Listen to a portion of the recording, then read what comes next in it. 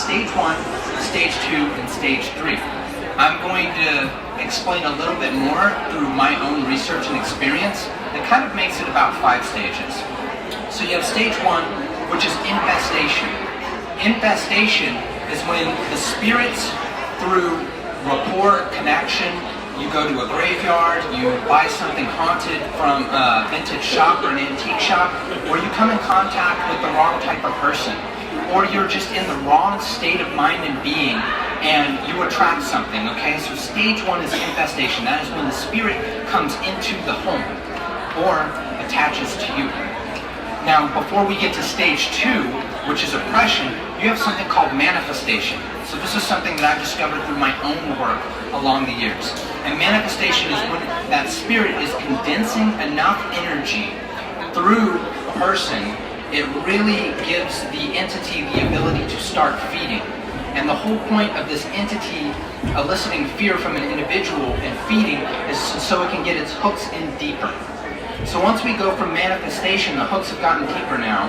You have loud knocks, bangs, you have certain sounds that might be like someone talking.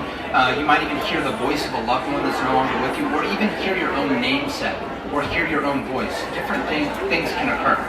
So then you go into oppression, stage 2.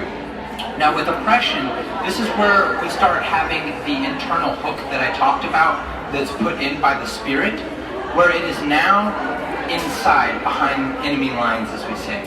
And that is where the spirit is able to project hallucinations, so you could have a hallucinogenic experience brought on by the spirit. And that was to induce a further amount of fear, to get those hooks deeper into you so that they can move on to stage 3, which is possession.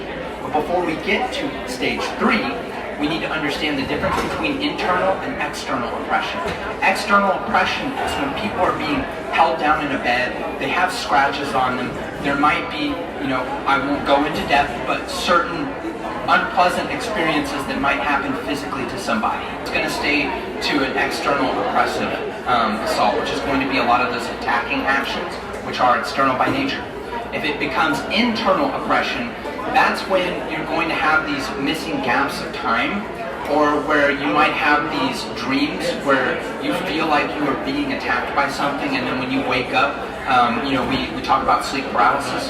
So there's 2 different aspects of sleep paralysis. There is the medical aspect of sleep paralysis, where the body is still asleep as the brain wakes up, faster, and then there's that lag to catch up. A good way to differentiate that between a hagging, as it's called, or the sleep paralysis is brought on by an entity, is when there's a dark spirit that's seen, or there is a feeling and you even see like an old woman or some sort of creature. One is just, that fear of waking up and not being able to move, and that fear of waking up, not being able to move, and seeing something or having something actually on your body. They're very 2 different experiences. Now, if we get into stage 3, possession. Now, when we have a spirit that possesses an individual, this is kind of like the darkest route that these things can go. And if we're able to knock down phenomena from stage 2 to stage 1, then we have a chance to get it out. But if we have a person that's possessed, we hear the word exorcism, well, that has to take place first, and a lot of people think that once you kick the spirit out of the body, that it's all good, everything's going to be better. Unfortunately, I've been doing this for years, about a decade now, and that's not how it is.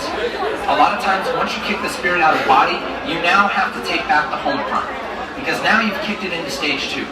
So you still have the internal or the